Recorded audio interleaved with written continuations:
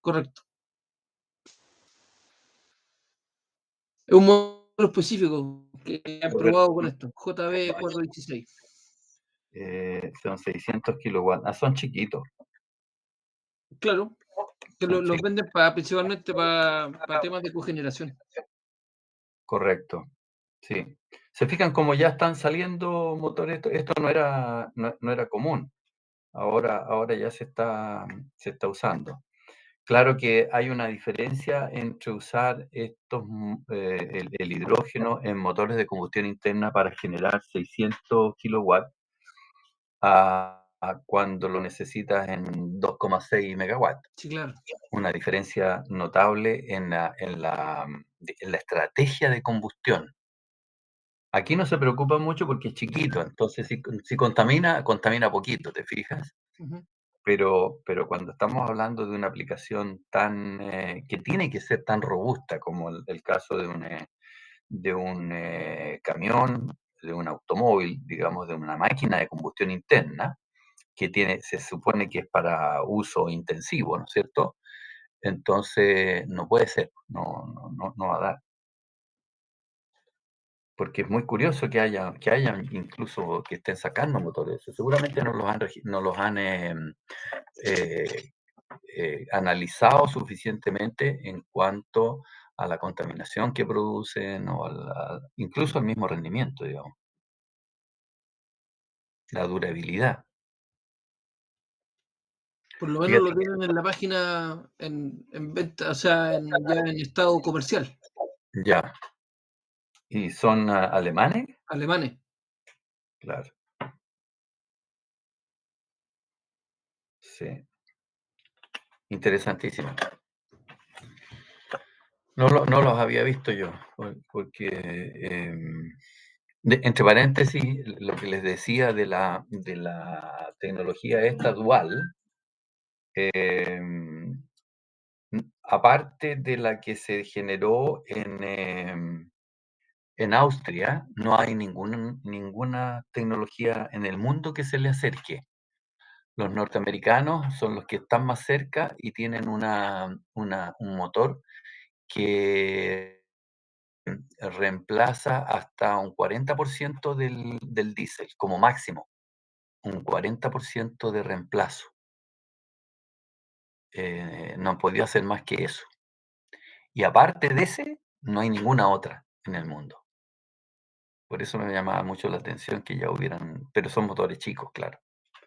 En juguetes se permite hacer muchas cosas, ¿no? Pero cuando necesitamos una cosa robusta, cuando se tiene que hacer para cada modificación, les dije yo que de un motor de esta naturaleza requiere un test un durability test que se llama, que toma 4 o 5 años, toma, qué sé yo, eh, 10 millones de dólares. El banco de prueba nada más vale como 40, 50 millones de euros. Entonces son cosas son diferentes, digamos, no es cosa de pensar en un kit y hago el retrofitting y listo, y empiezo a funcionar. No es tan fácil como eso. Déjeme que prendí esta cuestión. Ahí y ahí. Ya. Bueno, continuamos entonces. Estamos en esta lámina en que se presenta un esquema un poco más cercano a la operación de estas máquinas. Y vemos aquí que el alcalino consiste precisamente en dos cámaras. Esto es lo que llamamos una celda. Una celda es constituida por dos cámaras. Una es la cámara izquierda, y otra es esta cámara derecha. La cámara derecha es la que entrega electrones, o sea, tiene un fierro aquí, este fierro tiene que estar conectado a la electricidad y este otro fierro también tiene que estar conectado a la electricidad. El fierro tiene aquí una rejilla que le pusieron, esa rejilla era una capa difusora de gas.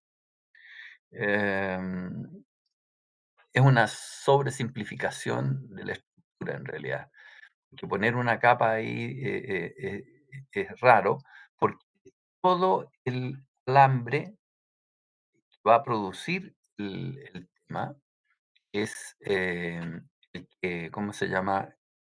El que, va a efectuar el fenómeno, todo el alambre. Aquí pusieron como una especie de esponja de metálica adosada a un metal, tiene por función desparramar ¿cómo se llama?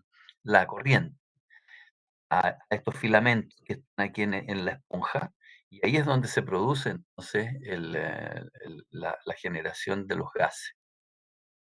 Em, este no es una buena disposición porque desperdicia toda esta área que tenemos acá, el área izquierda del alambre, digamos, de la placa.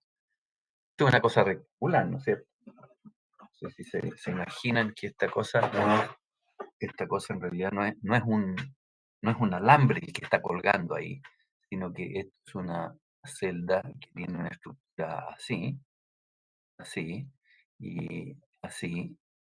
Entonces, este no es un alambre, sino que es una placa que está en el interior. Oh, no estoy muy bueno para el dibujo hoy día. Ahí, eso. Entonces, la ahí.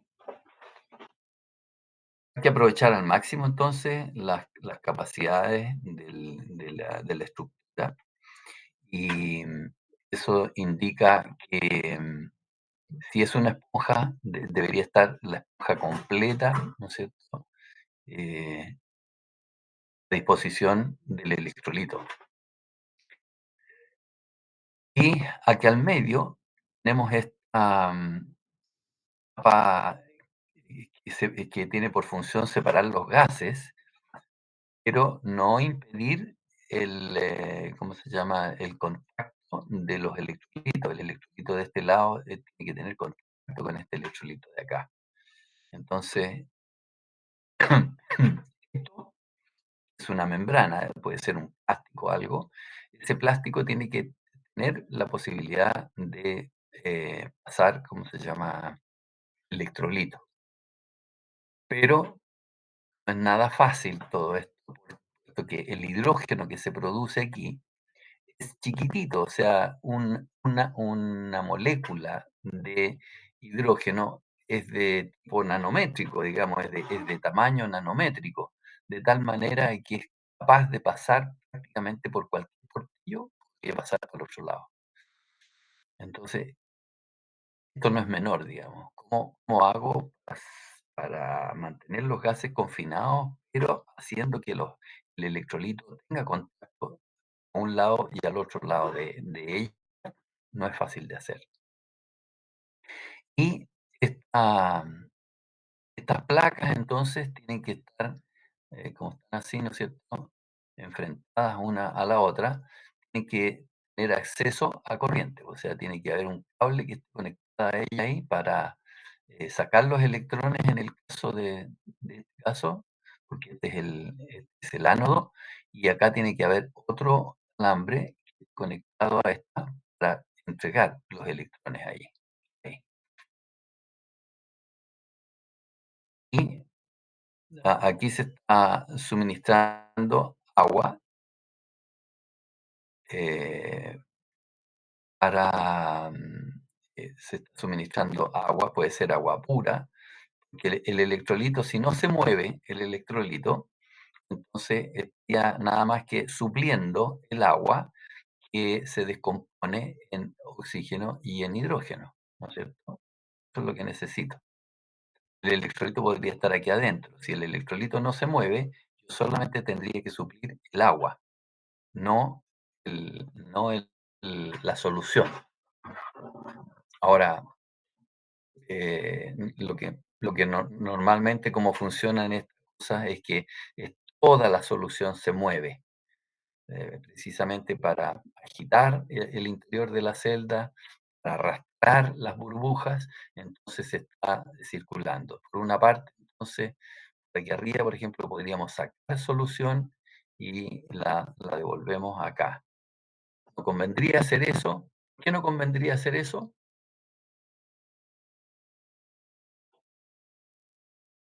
porque arriba va a haber burbujas de oxígeno. Exactamente. Entonces, se van a arrastrar burbujas de oxígeno. Entonces, si lo hacemos, tenemos que hacer de tal forma que no se arrastren burbujas de oxígeno, porque aquí se estarían mezclando con las de este otro lado, que tiene burbujas de hidrógeno. O sea, hay que ver de dónde tomar, ¿no es cierto?, para hacer la recirculación de los gases. Podría ser después de estos sistemas de separación que les mencioné yo en esta, aquí.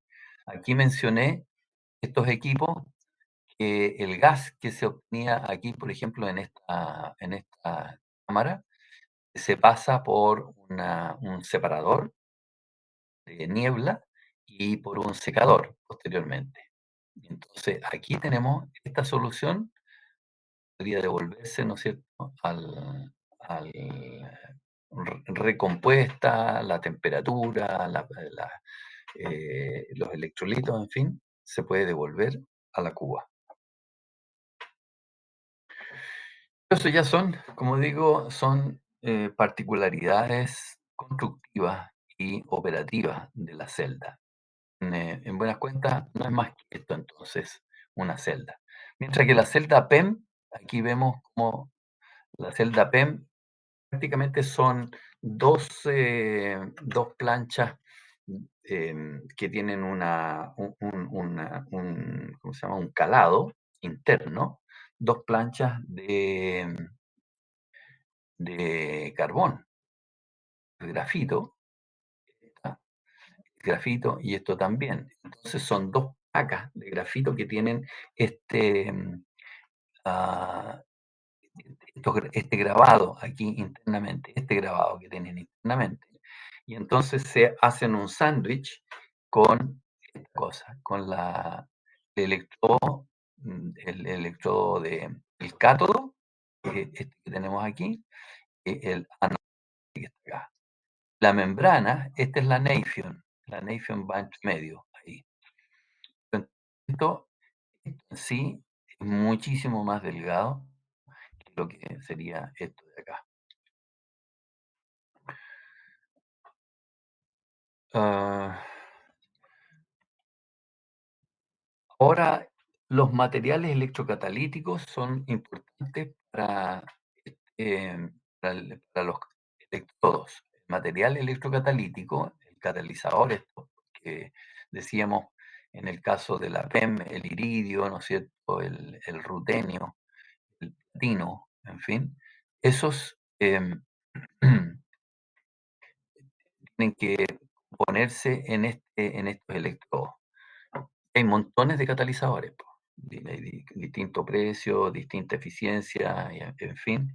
Y el estudio de eso es bastante complejo, es derivativo de la electroquímica,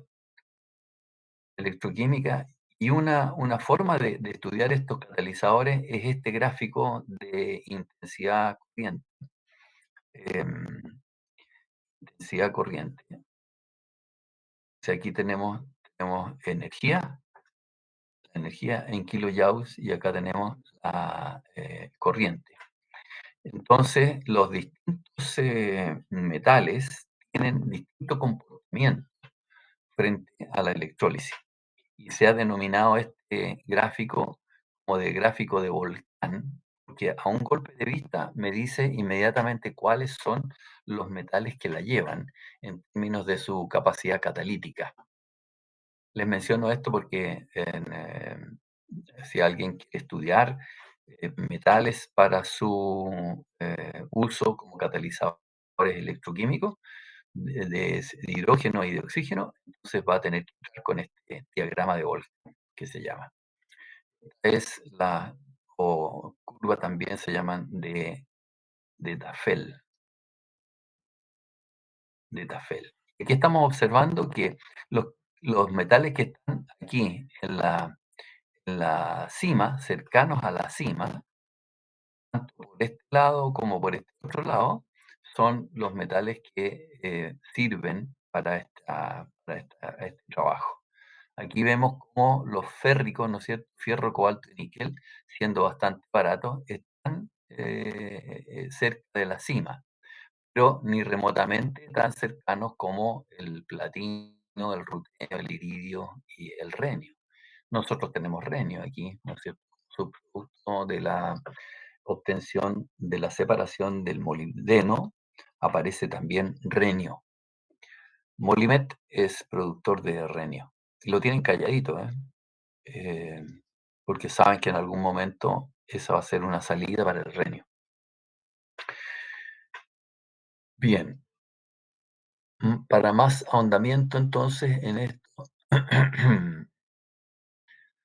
¿cómo funciona el catalizador? Ya tenemos que meternos en profundidad en nanotecnología, digamos, que hay que ver qué es lo que, cómo están distribuidos los componentes en la superficie del catalizador. El interior de esta bolita, ¿no es cierto? Tiene que haber un metal, un soporte. Estas cosas son caras, po, platino, paladio, qué sé yo, oro, plata, son caros y por lo tanto debieran colocarse en la superficie del elemento conductor, que es donde se va, ojalá mono capa, digamos, de átomos de estos metales, porque ellos son los que van a producir la, la separación. Estos catalizadores funcionan tanto para la descomposición del agua como para, por ejemplo, para quemar el metano, o cualquier cosa que necesite una transformación electroquímica, están disponibles.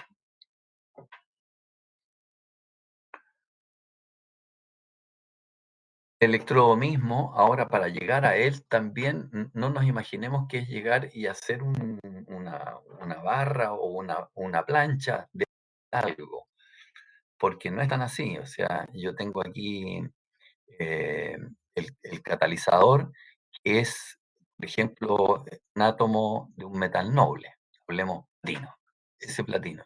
No puedo hacer una barra de platino de forma industrial para esta cosa porque va a ser un costo prohibitivo. Entonces le tengo que poner un soporte a esta cosa.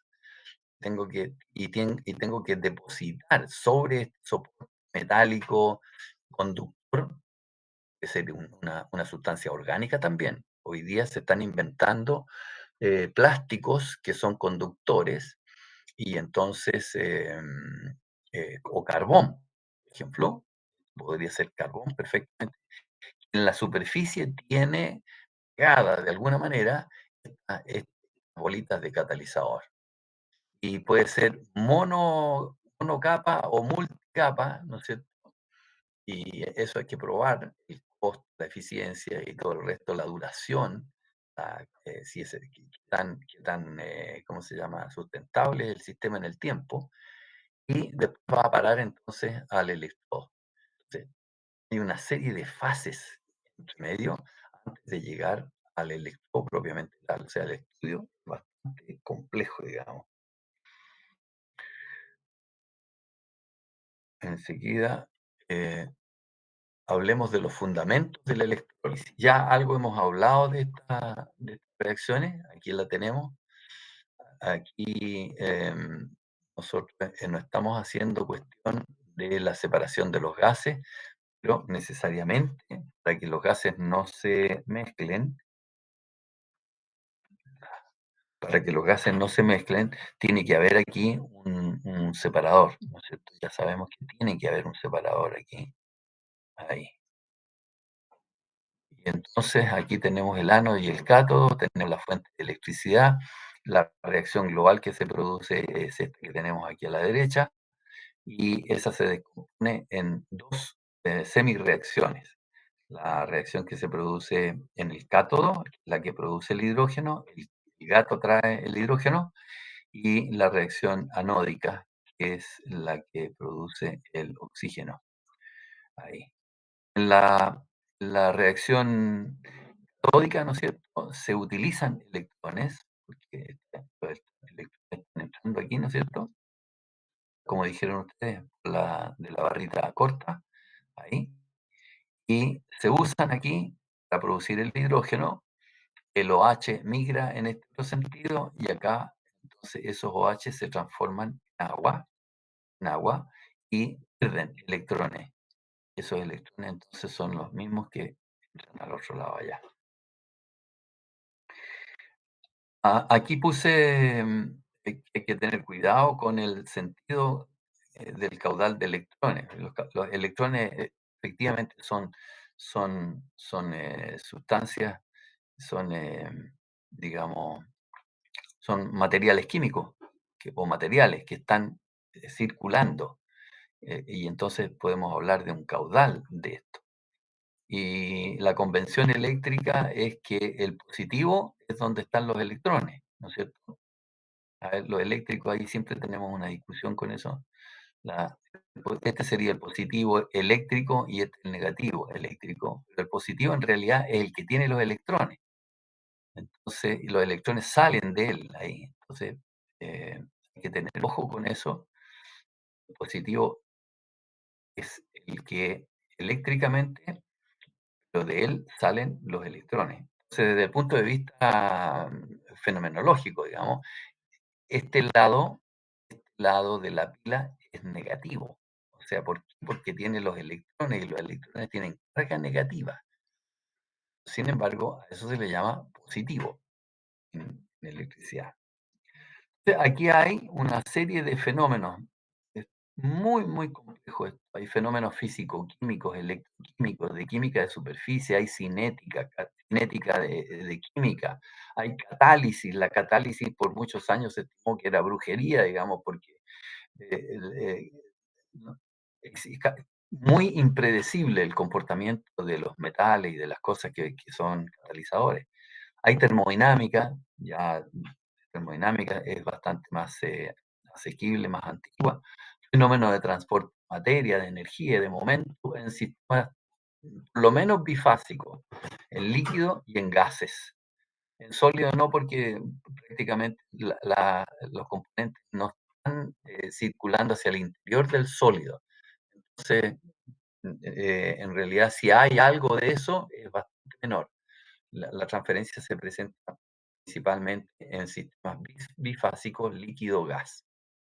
Y a toda esta majamama de ciencia, hay que sumarle el análisis económico, estratégico y de negocio. Esto, suele ser bastante compleja esta parte del cuento.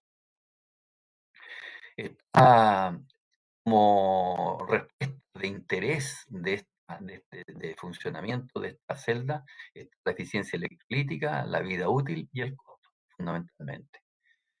¿Cuánto gasta de electricidad y de agua? De electricidad, porque de agua el gasto es geométrico, o sea, la reacción manda cuánta agua necesito para producir tanto hidrógeno, y no, eso no tiene cuestionamiento.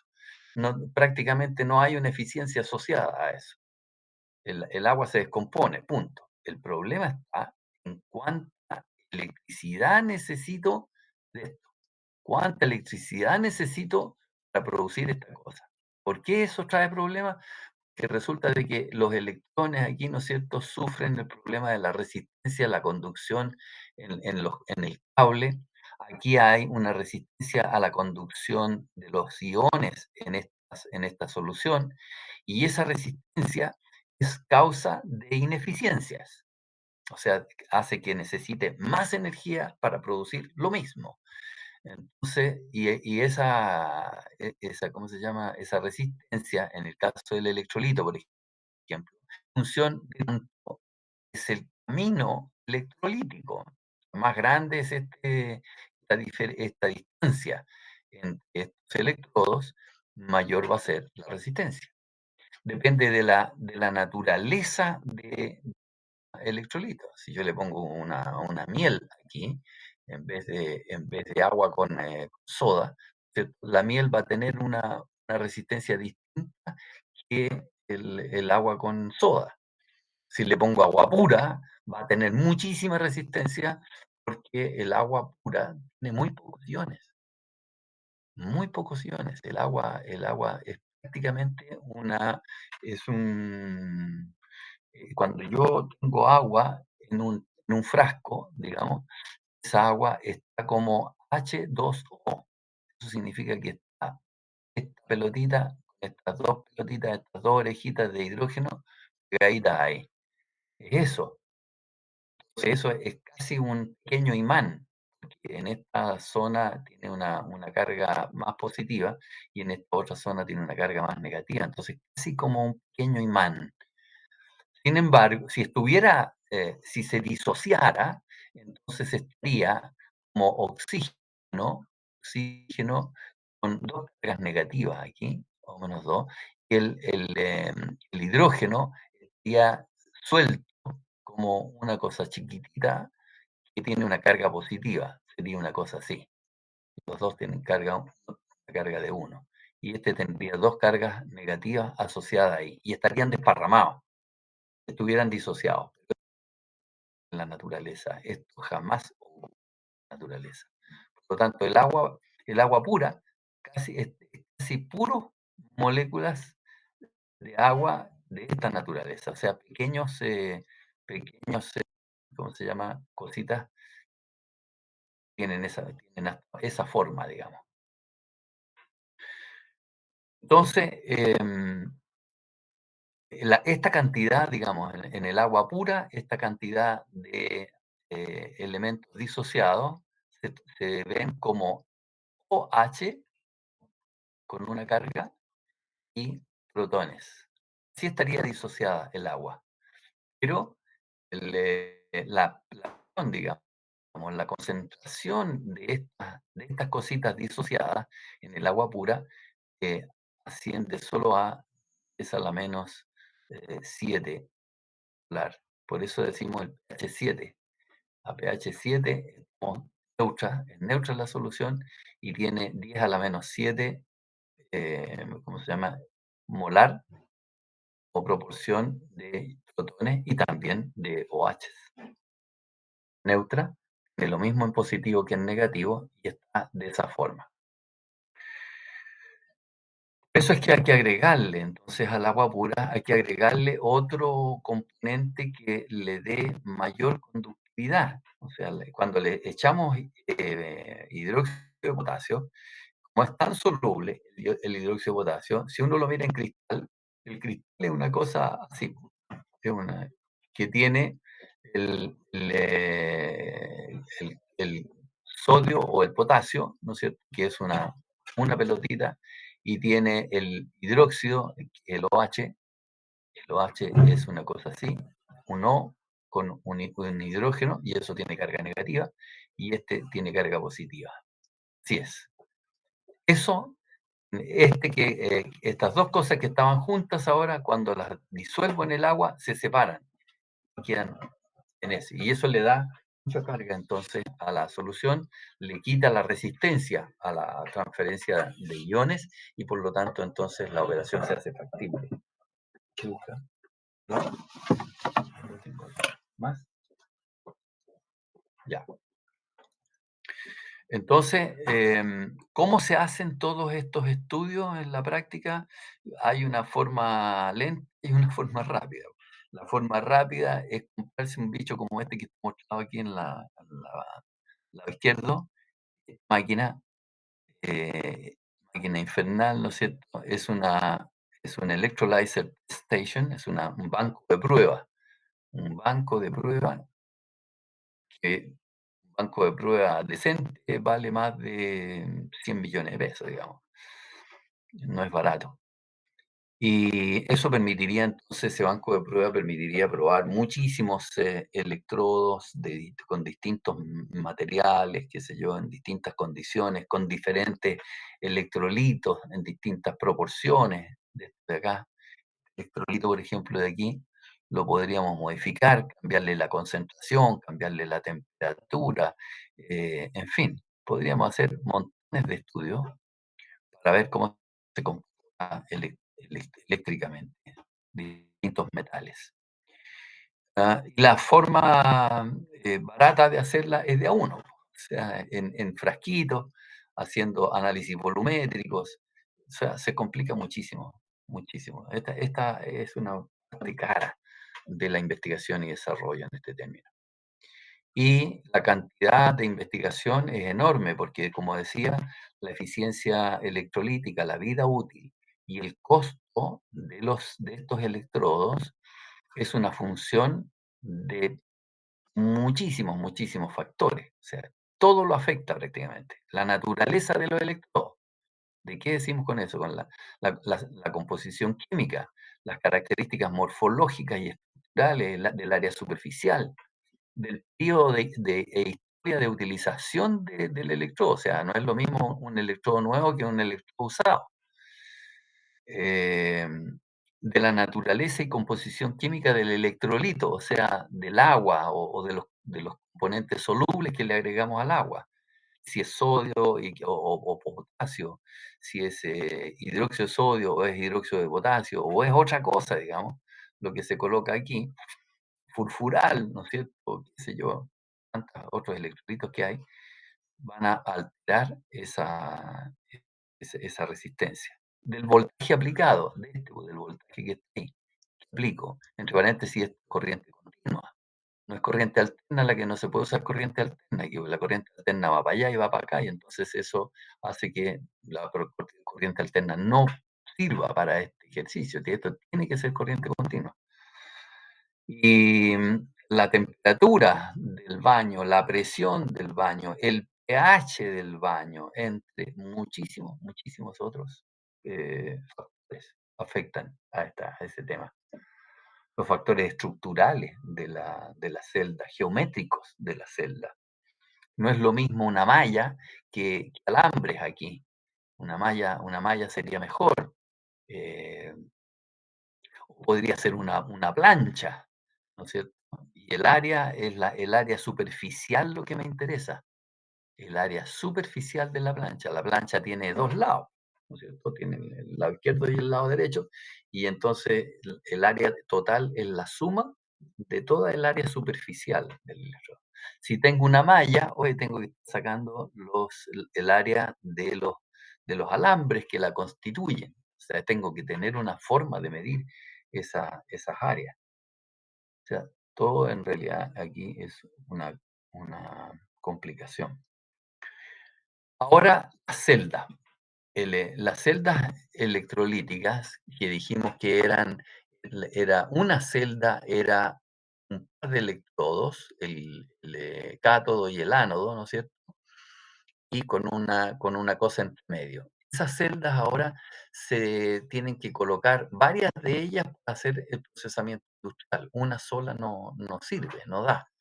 Entonces tengo que ser capaz de conectar varias de esas celdas, y la conexión tiene que ser eléctrica y también hidráulica, porque el electrolito las baña a todas. La conexión, la electricidad circula de unas a otras. Aquí tenemos un tipo de conexión que es la estructura en paralelo, ¿no es cierto?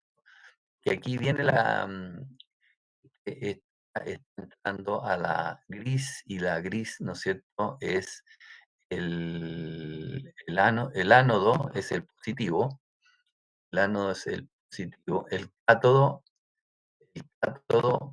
cátodo llega el hidrógeno, entonces son en los verdes. Aquí, en los verdes se va a producir el hidrógeno, en los grises se va a producir el oxígeno. Pero, ¿se fijan ustedes aquí que aquí está indicado como que la corriente sale de aquí? Y la verdad es que los electrones están circulando en este sentido, o sea, aquí lo que están haciendo, están entrando electrones. Por eso decía que hay que tener cuidado con la convención eléctrica, que es distinta a la fenomenológica. La fenomenológica dice que los electrones llegan por este camino y se meten en el cátodo, que son los verdes, y aquí producen el hidrógeno. Y eso se está en paralelo aquí, porque la corriente sigue, se mete en este otro verde y se mete en el otro verde y en el otro verde y en el otro verde para, em, para generar el hidrógeno. Mientras que los ánodos, entonces, aquí se circula, ¿no es cierto?, un OH que atraviesa esta membrana, aquí atraviesan los OH, atraviesan esa membrana, y esa membrana, y esa membrana, y esa membrana, para en este caso entonces entregar esos OH, entregan esos electrones que traen, los OH son una cosa así, o sea, es un átomo de oxígeno grande, con un átomo de hidrógeno chiquitito ahí, pero esta eh, molécula entonces tiene una carga negativa. Está desparramada, por supuesto, en ella, pero eso no le quita que una carga de -1, decimos, que no tiene por qué estar asociada ahí a ese punto, digamos. Cuando digo esa carga -1, está ahí, por ejemplo. Todo el sistema ese tiene una carga de -1. Pero esa carga, entonces, ahora se entrega aquí en el ánodo, se entrega y los electrones circulan en este sentido, y no como ese está como que está indicado aquí en la figura, y está la cuestión eléctrica metida entre medio. El electrón físicamente circula en este sentido que he colocado ahí. Esa es en paralelo y esta otra disposición es en serie. En serie. Aquí entra, hace lo mismo, ¿no es cierto? Dice que los electrones llegan solo a esta, ¿cómo se llama? Celda, y se van produciendo ¿cómo se llama? Las entregas en paralelo, perdón, en serie, saltan entonces estos electrones de este ánodo a este cátodo, de este ánodo a este cátodo, y así sucesivamente. O sea, en este caso, los electrones originales entraron solo a esta capa, y de ahí se empieza a hacer la distribución en este otro sentido.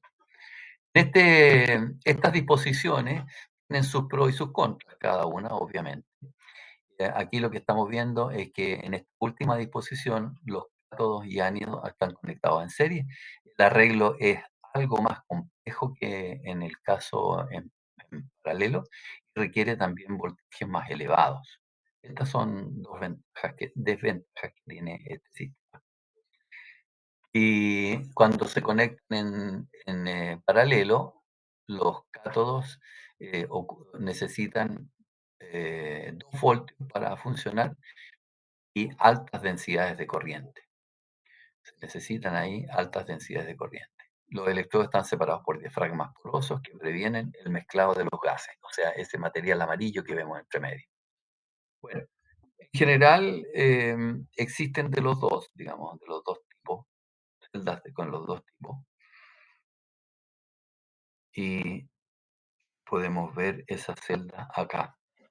Aquí tenemos dos formas existentes que son electrodos monopolares. Esto es lo más simple que hay.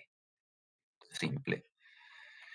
Esto es más complejo porque requiere un electrodo que es especial, en realidad. El electrodo propiamente tal, fíjense ustedes, los dos electrodos están en el mismo fierro, por decirlo así. Entonces tengo una lámina. Esto de que hay aquí, eso es una lámina, una sola lámina metálica. Todo eso es una lámina metálica. Pero tiene en la capa derecha, tiene capa, la capa positiva. Tengo que decir que si es eléctrico, mejor hablemos de dónde están los electrones, de dónde salen los electrones y a dónde llegan los electrones. Los electrones llegan a la capa donde se produce el hidrógeno, o sea, llegan a la capa negra. Y la capa roja es la que produce el oxígeno, o sea, la capa roja es el ánodo, y la negra es el cátodo. La negra es el cátodo. Y miren la diferencia notable, po. La separación entre ellos es un aislante, o sea, tienen que estar absolutamente aislado. Es como que el metal lo tengo dividido en 2 partes, pero no pueden estar conectadas esas 2 partes metálicas. Eso se llama un electrodo bifacial, bipolar, que en una cara es positivo y en la otra cara es negativo. En cambio, en esta otra disposición que tenemos a la izquierda, todo el electrodo es positivo o es negativo. Tienen que familiarizarse con esta cosa. Aquí vemos entonces que tiene entrada esta cuba. Esta cuba tiene, ¿cuántas celdas tiene esta cuba de la izquierda?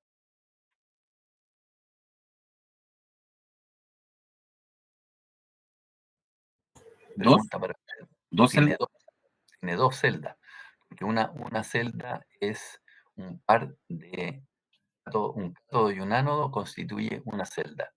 Pero aquí tengo entonces 2 celdas. Esa cosa. Y acá tengo también, tengo, tengo más aquí. Cuatro. 1, 2, 3, tengo 4 celdas en Cuatro esta de celdas. aquí. Entonces, esto es más compacto, pero requiere una disposición electródica especial. eh, o sea, es muchísimo más complejo. Muchísimo más complejo. Bien. Ahora, ¿cómo se disponen esos en la práctica hoy día? O sea, ahí lo vimos en celdas como que aparentemente son rectangulares, ¿no es cierto? O sea, pusimos que esas celdas están dispuestas en cajas, así igual como una batería, llamémosle. Todos estos electrodos en realidad pasarían a ser, ¿cómo se llama? Placas. Estos son placas, placas.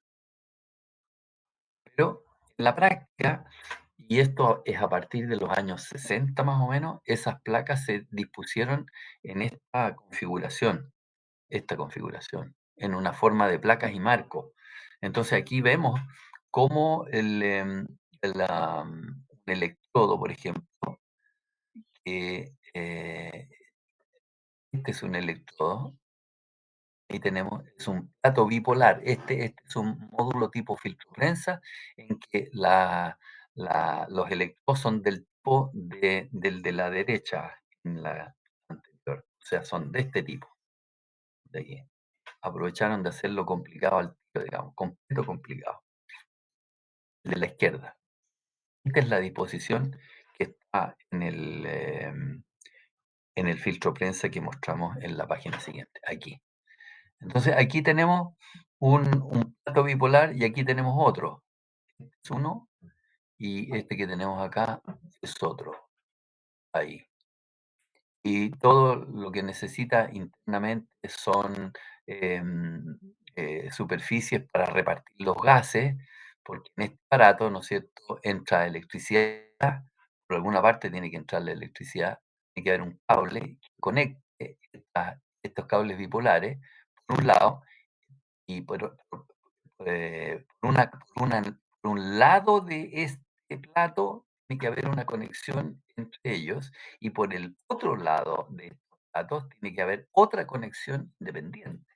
O sea, ya se pueden ir imaginando el grado de dificultad que tiene esto para hacerlo constructivo, este sándwich, que no se mezclen, no se toquen esas corrientes, esos alambres, digamos, esas conexiones, que los gases que se producen al interior en esta cara y el gas que se produce a la otra cara de este plato circulen por un hoyito y el gas que va en la otra cara circule por el otro hoyito.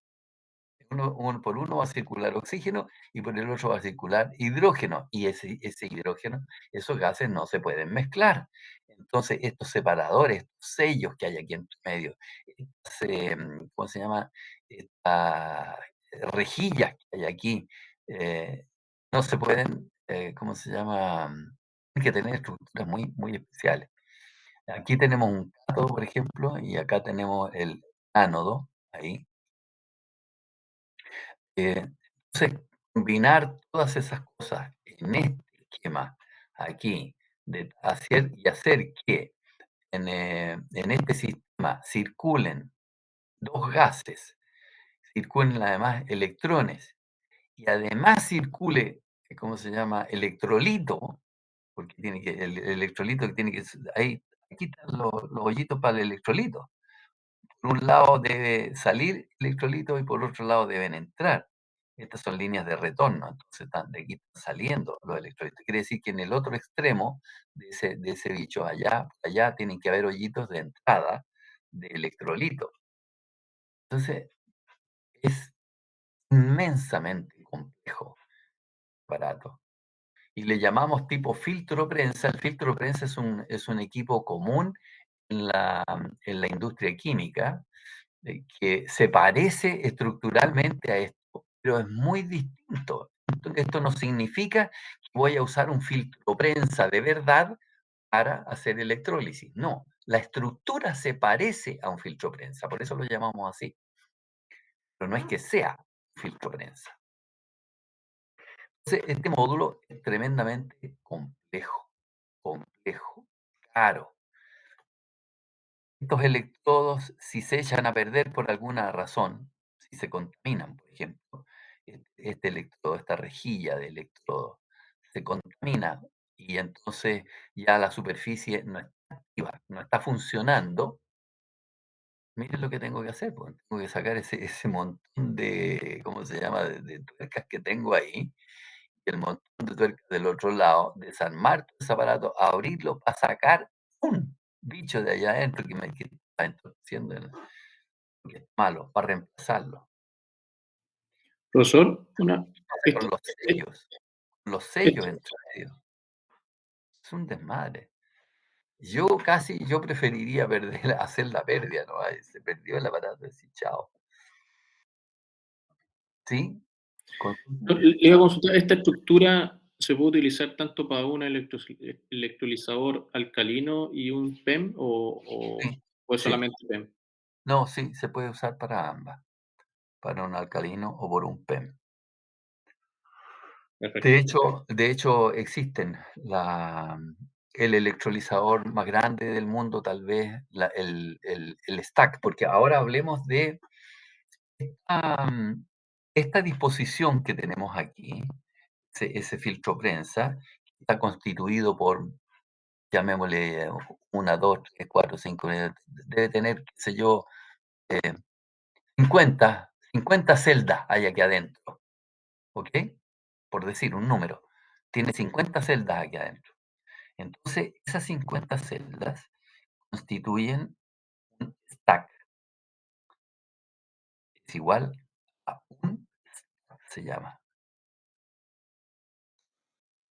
un módulo. Y ese módulo entonces se vende como tal, ese módulo tiene una capacidad de generación de tanto hidrógeno en el día, por ejemplo. Esa es su capacidad, sí se vende. Y yo podría entonces, como podría juntar distintos stacks de esos, varios de estos, un stack, otro stack, otro stack. Ese conjunto me daría 3 veces la capacidad de uno de ellos. Eso se dice que es modular el tema, todo es modular. Y hoy día, estos módulos, los más grandes, no tienen más de 1 metro de diámetro. Este diámetro no es más de 1 metro de diámetro.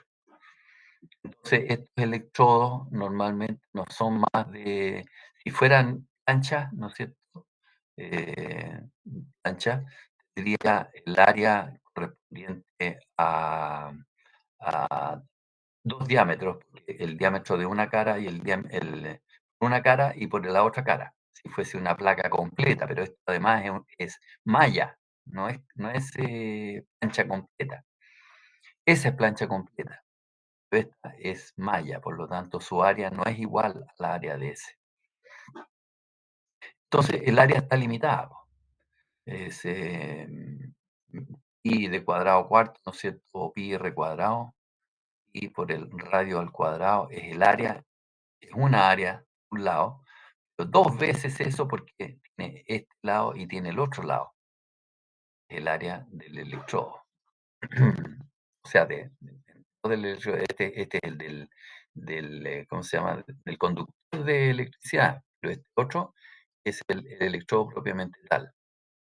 Y es como quien dice la capa difusora que vimos en las fotografías anteriores. Entonces, esta rejilla de aquí tiene un área muy distinta que la que tiene el conductor eléctrico.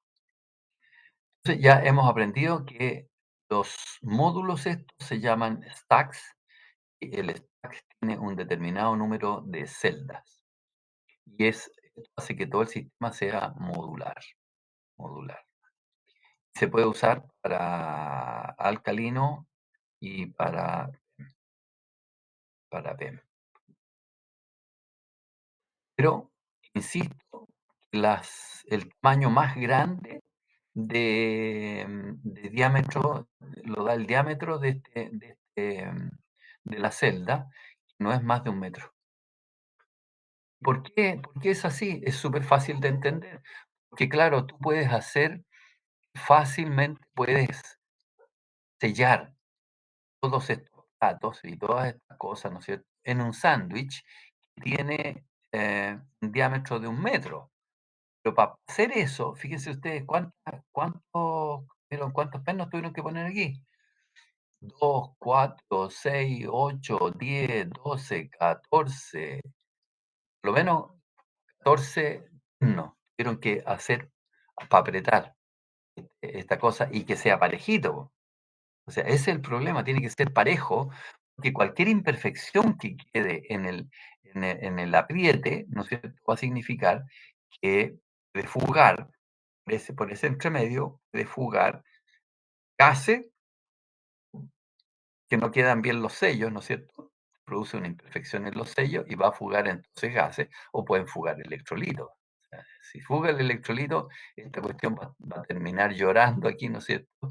Líquido, va a chorrear para acá para abajo y para allá para arriba van a salir gases, ¿no es cierto? Y si los gases se juntan, eventualmente se puede reventar. O sea, si hay una chispa, claro, entonces se puede producir una explosión por la unión del hidrógeno y el oxígeno. Y la otra va a ser el drenaje que va a tener de electrolito. En realidad eso ya ha pasado aquí, po. Aquí en Chile se han hecho experiencias para construir electrolizadores de esta naturaleza y el drama más grande que han tenido las industrias que lo han intentado es precisamente el sellado de estas cuestiones. Sellos, son sellos especiales. ¿Cómo se llama? Plancha, tienen que tener un maquinado perfecto, ¿no es cierto? Ahí tienen que tener unas rectificadoras de película para que, ¿cómo se llama? No se produzcan distorsiones en la superficie. Ahora a eso hay que sumarle que tienen que pegar unas con otras y el pegado ser perfecto, o sea, tienen que coincidir esos hoyitos del sello con los hoyitos de los metales.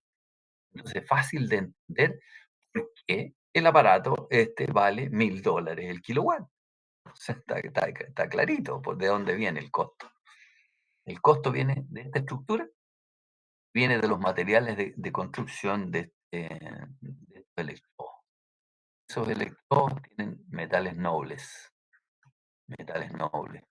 Y esta estructura tiene la complicación del maquinado y del sellado y de todo el cuento. O sea, muy complicada. Prohibitiva para nosotros, o sea, no tenemos ingeniería mecánica suficientemente precisa como para hacer este tipo de cosas aquí en serie y en serio, digamos, o sea, a gran escala. No existe. Por lo tanto, tendríamos que comprar únicamente todas estas máquinas afuera. No hay vuelta. ¿Profe? Y peor, déjame terminar con esto y te doy la palabra.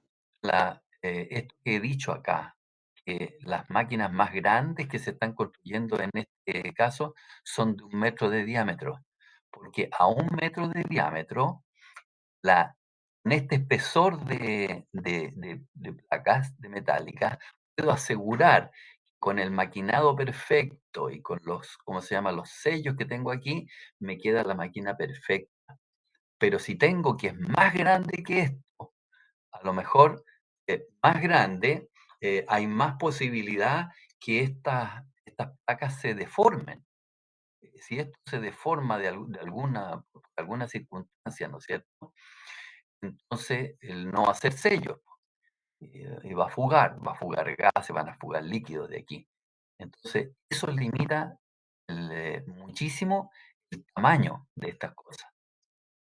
¿Por qué? Eso es un problema. Alguien podría decir, no, si es que es modular, no te preocupes. Pongo, ¿cómo se llama? Si necesito el doble de capacidad, pongo 2 módulos de estos. Pero la industria no funciona así, po. Todos sabemos eso. Si yo necesito el doble de capacidad de generación de hidrógeno, me convendría tener un equipo de estos, pero de área más grande, o sea, así de grande, que así abarato costos. Y eso no es lo mismo que poner 2 módulos. O sea, hay que tener mucho cuidado con eso, porque te dicen, no te preocupes con la generación del hidrógeno, porque como las celdas son modulares, entonces da lo mismo, pues poní otro módulo. Pero el costo de 2 módulos pequeños es distinto al costo de un módulo grande. El costo del módulo grande es más barato que el de 2 módulos pequeños. Y así funciona la industria. O sea, la industria no es modular, no funciona en general como modular. Hace una máquina distinta, de un tamaño diferente. ¿Por qué se inventaron los camiones CAEX? Porque no es lo mismo tener un camión CAEX, no es el mismo el costo, el funcionamiento y todo de un camión CAEX que 10 camiones chicos, po. ¿Se ve claro, no? ¿Lo ven claro? ¿Y qué es lo que ha pasado hasta el minuto con estas máquinas? Siemens, que la vieron por ahí, que es una de las grandes productoras, es un gigante de la electricidad y de las máquinas eléctricas, lleva 20 años, tal vez más, 20 años estudiando cómo hacer, pero con un diámetro, en vez de 1 metro, de 2 metros, para llegar de un stack que produce, qué sé yo, en este caso, 10 megawatts, por ejemplo, de 10 megawatts está tratando de escalar a tener uno solo que produzca 100 megawatts. Lleva 20 años tratando y no lo ha logrado. No lo va a lograr. ¿Por qué?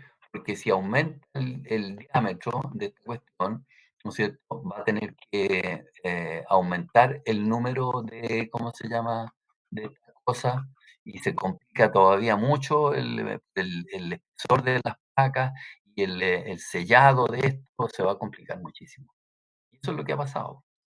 No ha podido sellar un sistema grande de 2 metros y más que se necesitaría para operar en escala, a gran escala, y no lo va a lograr. Entonces, lo que está clarito lo que está diciendo esto, hay que irse a otra configuración constructiva, que a lo mejor no es tan eficiente como esta que tenemos aquí, pero es costo efectiva, se dice. Es barata porque se abarata el material, la construcción, la mantención, la reparación, ¿cómo se llama? La reposición de los materiales que se desgastan y que o sea, aquí está todo sometido a desgaste. Esta, estas, ¿cómo se llama? Las rejillas que tenemos aquí son súper delicadas. Que esa rejilla, si como tiene catalizadores, si el catalizador se envenena, ¿no es cierto? Se le pone encima una capa de un material que no es, que no tiene las características catalíticas, entonces decimos se envenenó. Esa, y esas rejillas entonces miran a una solución sucia y se envenenan. Así de simple.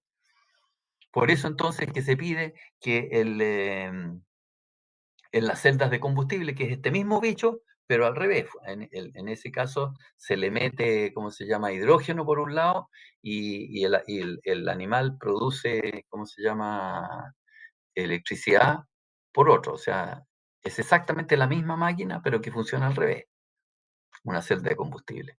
A la celda de combustible entonces requiere 99.9999% de pureza. ¿Por qué? Porque cualquier impureza que traiga se va a depositar aquí en el catalizador y lo envenena. Y cuando lo envenena, lo que hay que hacer es sacar, retirar ese aparato de ahí y limpiarlo, pulirlo, hacer algo o sencillamente reemplazarlo por otro. Pero para ello tengo que desarmar todo el módulo, todo el encatrado este. Muy complejo. ¿Va quedando clara la problemática? Sí, profesor. Sí, profe. Perfecto. Sigamos entonces con este tema. Ahora nos podemos meter en Profe, esta... disculpe, estamos a 5 minutos del break, profe. A la pausa. Alexi iba a hablar algo. Sí, ok. pero no, ya respondió, porque iba a preguntar eso de Oiga, el electrolizador es como que se ocupa uno más grande o se ocupa más de uno, pero ya dijo que prefieren como un mayor diámetro para un Ya. proceso más grande. Claro, Oiga, si profesor, vamos a hacer esto en serie, ¿no es cierto? Y lo queremos escalar, lo que se hace normalmente es se ponen, ¿cómo se llama? Aparatos más grandes. No es que no se multiplican los chicos, está claro por qué no, ¿no es cierto? sí, Sí. Pero hoy día nos están empalicando, como se dice, las empresas fabricantes de están electrolizadores. vendiendo la pomada. Nos están vendiendo la pomada de que no nos preocupemos de eso, sencillamente si necesitamos el doble, compramos doble, compramos Tienen, dos tienen, veces. tienen que vender, pues, profe. Exactamente, Pues sí, Tienen que vender lo que ya hay que produjeron. comer, dice. nos tienen que empalicar, dices tú. Tienen razón para Oiga, hacerlo. profesor, una consulta. Dígame. Aquí no se puede hablar del concepto de celda estática y celda dinámica. He estado Sí, pensando, bueno, dos preguntas en una. ¿ah?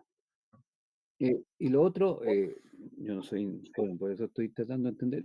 Aquí, mira la pregunta que le voy a hacer, que quizás para usted sea... ¿No se puede hablar de un hidrógeno sólido? Bueno, sí se puede, pero ¿cuánto va a Porque, costar? disculpe, Es una brutalidad. porque toda celda, bueno, yo no soy metalúrgico, pero toda celda, la obtención, ¿cierto? Usted lo sabe, un ánodo, un cátodo, un ánodo es plomo, y el cátodo es una placa de acero, y el traspaso al Sí. final lo que hacen es imbuir con el a ver, ¿cómo dice? Con electrones de cobre, ¿cierto? Que al final rellenan la placa de cátodo y tiene una placa de cobre bimetálica, cobre por un lado y por otro lado. Pero ahí no tenemos ningún problema en el sentido de que el medio es el electrolito.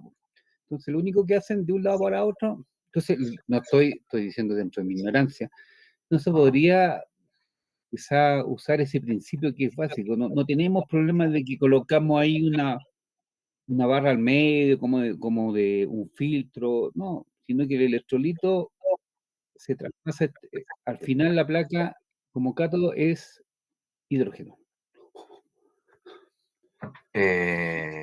Me quitaste la idea, pues, porque eso es lo que tengo yo, ese es mi punto, digamos. Ah, ya, Nosotros, en la clase de ayer dije que nosotros teníamos muchísima experiencia en electroquímica en el país, en la minería, ahí mismo, porque producimos cualquier cantidad de cobre electrolítico. Entonces la pregunta es, bueno, ¿y cuál es la diferencia entre uno y otro, digamos? Entonces, para eso, em, tratando de cambiar aquí, no me cambia nada, algo hice. Porque ya estamos en la hora, ¿perdón?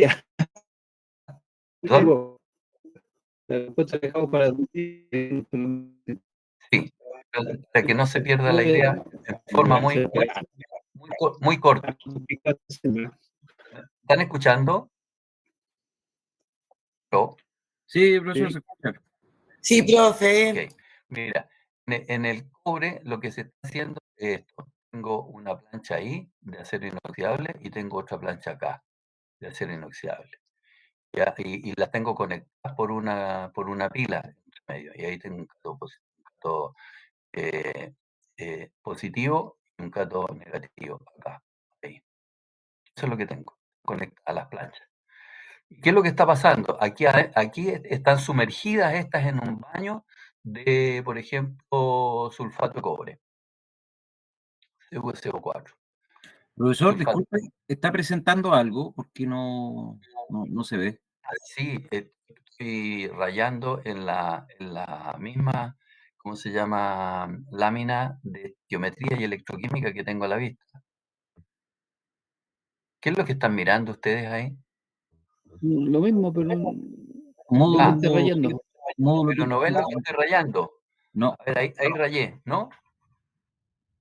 ¿No ven las rayas? no, profesor. Ah, crees. Entonces, dejemos la explicación para la vuelta. Porque se nos Sí, está para la pasando. vuelta es buena, Ya, hagámoslo entonces así. motivante. ¿A las 2:30? Sí, profe, 2:30. 2:30, profesor. Listo.